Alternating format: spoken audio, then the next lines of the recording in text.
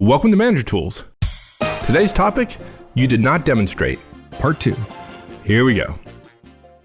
Let's talk about the other extreme. Now, we're sort of driving toward the performance review at the end of the year. But if you go to the beginning of the relationship, interviewing people, if somebody didn't do well in an interview, most companies, most managers don't communicate anything at all. Now, we think that's dumb at Manager Tools. We disagree. We think if you screen well initially, not that that's always true, you won't be interviewing folks who are going to respond poorly to specifics regarding their less than great performance in an interview.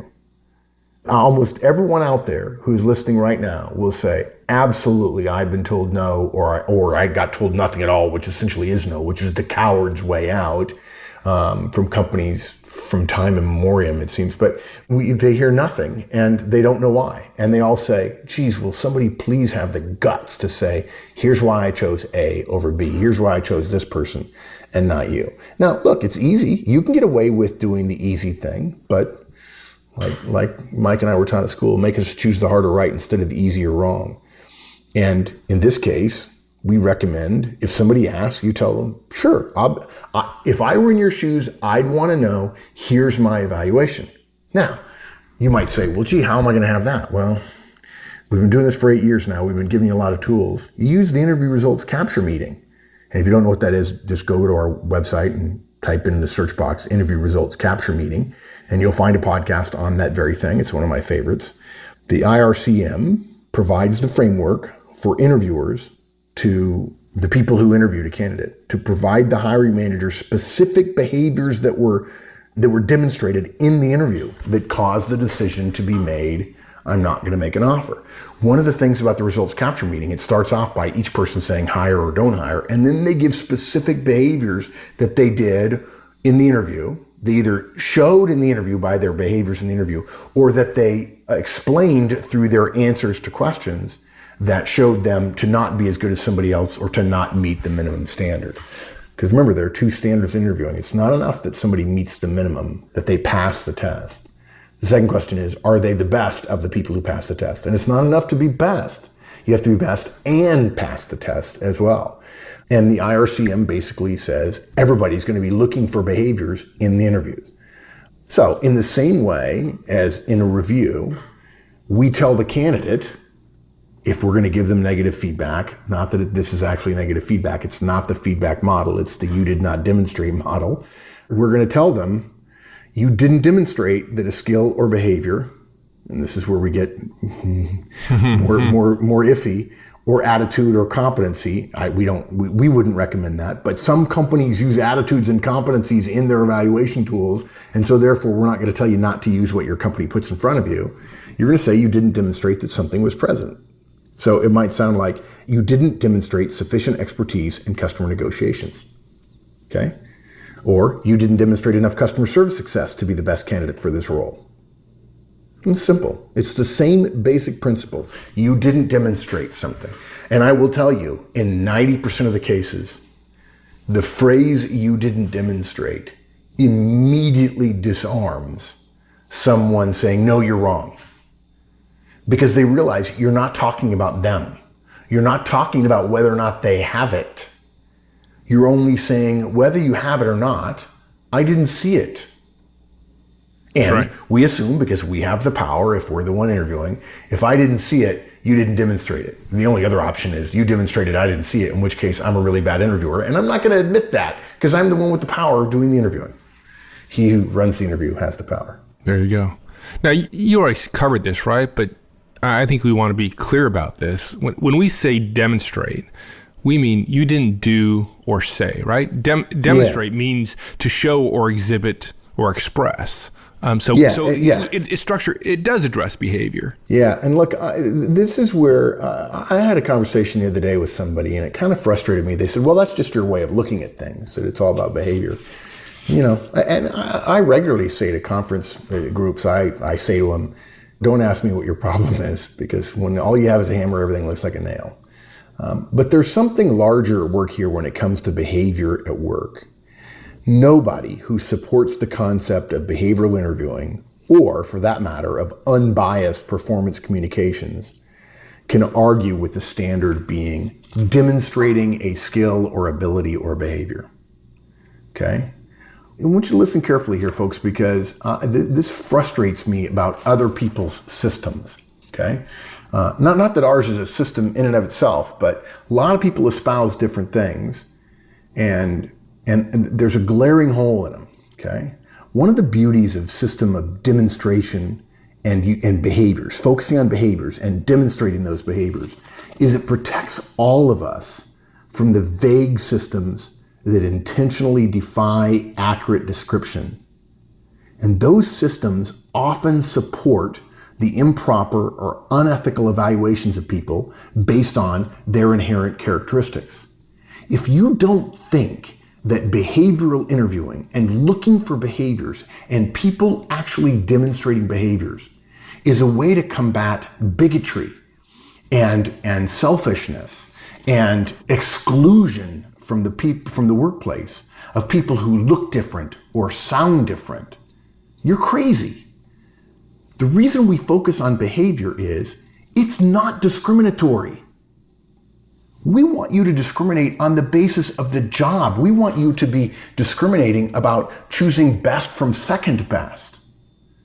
But the more vague your system is, then we can leave the person in power to make whatever decision he or she wants. And unfortunately, for women in the world, it's he that makes the decision. Well, you're just not a fit for us. Well, no offense. What the hell does that mean? You get to decide? Really? You get to decide? On what basis are you deciding? Is it your gut? That's part of the reason why, even though I say we don't like competencies, I'm pleased that there's an effort made to, okay, let's try to measure some things, by gosh, because the more we measure, the more we shine the light of day on what people do and how they do it, we'll pay less attention to the color of their skin, the age of that skin, how tall or short they are, who their mothers and fathers were, and to a large degree, where they went to school. Not that where you went to school isn't a good signaling effect, a signaling instance in some cases. Okay? If a standard can't be behaved against, or if the standard isn't behavior or demonstrable, it can be used to deny opportunity to effective performers due to characteristics beyond their control, or due to characteristics in the minds of the evaluators. And the fact is, folks, we're all biased. And that's just not right. It's just not right. And if you want to open up your organization to more people with more talent, start looking for behaviors rather than people. You know, I've watched Moneyball about 5 times in the last 3 or 4 months, and there's a bit in there where Peter Brandt, the character actually modeled after Paul Di Podesta, the guy who I think he used to work for the Dodgers for a couple of years, he talks about why Major League Baseball is so messed up before Moneyball came along. And he said, Major League Baseball tries to buy players, but they shouldn't be buying players. They should be buying runs. Actually, they should be buying wins, and the way you get wins is by runs. Rather than looking at a player, and I'll never forget this, I'm a big baseball fan. There's a famous book about baseball scouting. It's called $sign on the Muscle. And it talks about how scouts do their job, traveling around the country, watching high school and college baseball games in the United States and overseas now too. And it talks very openly about a concept called a player's face, like literally the part of the head that has the eyes and the mouth and the nose on it. And they say that player has a good face. And what they're getting at is a bunch of intangibles. But when you look at the people that they say have good face, I hate to say this, guys, usually they're tall and white. And it's incredibly frustrating that, well, we don't want to measure this. We're going to trust the gut of the scout. And look, nothing against baseball scouts. I love watching scouts work, and I'm fascinated by how they measure the things they do and so on. But the idea that we can simply leave it up to somebody to say, well, I just kind of like the guy. As opposed, if we're going to be hiring a lot of people, and if we're truly interested in evaluating people fairly and finding the best person, can we look beyond our biases? Well, behaviors aren't biased. Outcomes aren't biased. Demonstrating stuff isn't biased. If you're really biased, you have a scotoma and you can't see it coming from somebody who doesn't look like you, but usually that's pretty obvious. There's about 5 sentences in this section that I feel like we should cut out and just take that 30 seconds and put on the website. Because I think, I don't know, people think of us as crusty old West Pointers, and sometimes they don't hear those things that you just described. Yeah, I think that's... And it's disappointing sometimes, frankly. Well, I certainly, we get emails all the time from women who say it's really surprising that 2 Army guys, by the way, actually talk the way they do about equality in the workplace. Gee whiz. Why do I want equality in the workplace? Because I want everybody to have a chance to achieve. If everyone in the world achieved to the level of competence that they were capable of, there'd be no hunger, there'd be no famine. The problem in the world is not that there are a few people doing well and there are a few people doing poorly. It's that so many people are nowhere near their potential. And we believe managers play a huge role in that. And it's just too bad that people want to substitute somebody's gut, which they can't measure and they don't have any data on. Not that the world is nothing but data, but let's at least get enough data so we can measure things, so we can track things. We can't leave it up to what one person's gut is, if in fact we admit that everybody's got some bias. We all have some bias. And there are people right now in the world who have gifts that we're not using because there's bias against them. But if we start measuring them based on their behaviors, and we ought to structure jobs so that at the lowest levels, you don't have to have the ability to strategically think about the future of $1 billion company when you're 22 or 23 years old, unless you're Mark Zuckerberg. It is astounding to me. This is an enormous gap in the productivity potential of the world. And the only answer, it may not happen for another 100 years, but at some point the world is going to wake up and realize we don't care whether we get the credit or not, but the answer is behavior. Behavior is measurable. Yeah, there's some vagaries to it, but all human things have some vagaries to it. And when you start talking about behaviors, it's a standard that you can measure against. And if it's demonstrable, it takes away the chance that somebody who doesn't look right, who doesn't sound right, who doesn't stand right, who doesn't have the right background, it takes away the chance that they won't be given a chance. And I'm against bigotry and making bad decisions. I'm also against robbing the world of that person's potential. Let's not put a person in the job because they look right or they're from the right place in the world, if in fact they can't perform that job as well as somebody else. Why not just relegate our company to second-tier status? Let's not do that. No. Okay, I need to get off my soapbox. Yeah, it's a nice soapbox. I almost feel like we should end the podcast there because we feel so strongly about that. But so thank you for that, though. I think it's...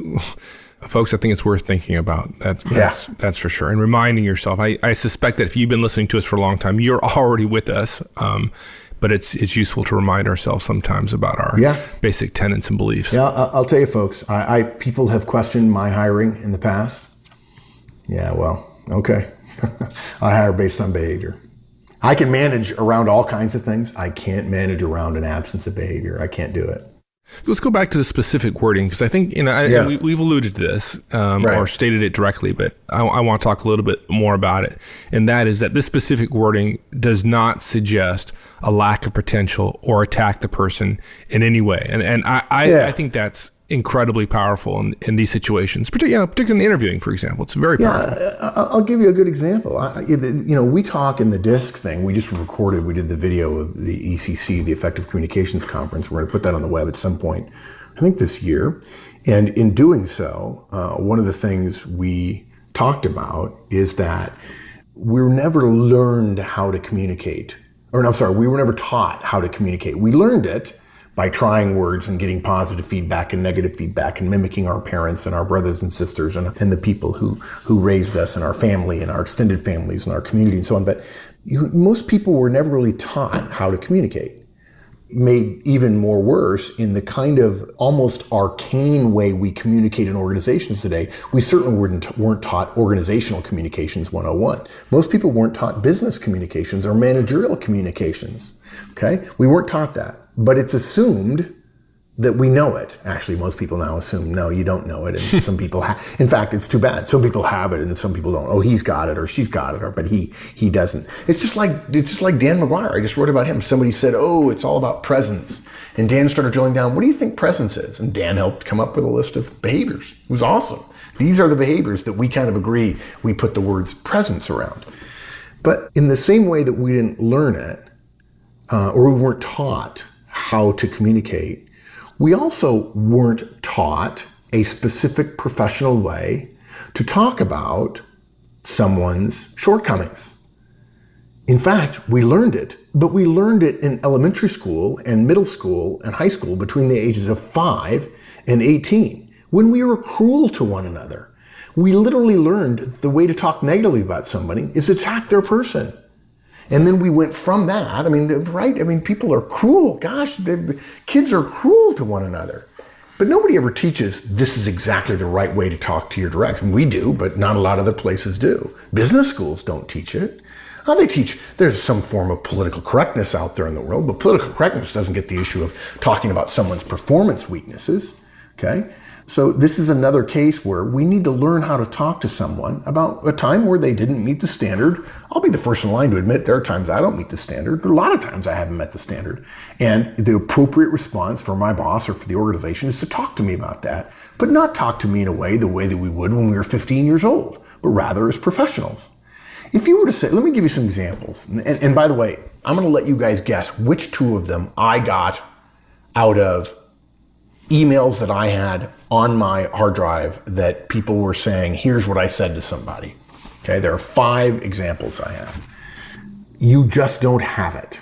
Again, I'm telling somebody what happened at the end of an interview, for instance. You just don't have it. Or, I'm not sure you're cut out for this. I always wondered about that, cut out. Yeah, that's...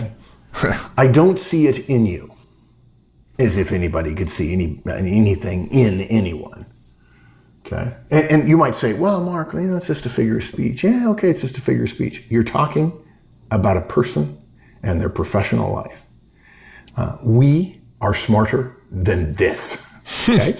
Another one, you may not be the right kind of person for this job. And last one, I think this job is out of your reach. Wow. I like that one. Wow. Every single one of these things is false. And when you attack a person or you talk about their potential, it's arrogant too. I don't know. I don't think people get up in the morning and go, I think I'm going to say a bunch of false and arrogant things today. Right? And it's not right. You don't talk about the person. It is hubris for us to judge someone personally or to dismiss their potential based on what they might do in a 45-minute or an hour-long interview, if they're lucky. And guys, everyone listening knows this, and I know it, and Mike knows it. A lot of managers say these kind of things. It's easy to feel powerful when you get to choose who gets hired. It's easy to feel powerful when you get to make decisions about who gets the biggest raise.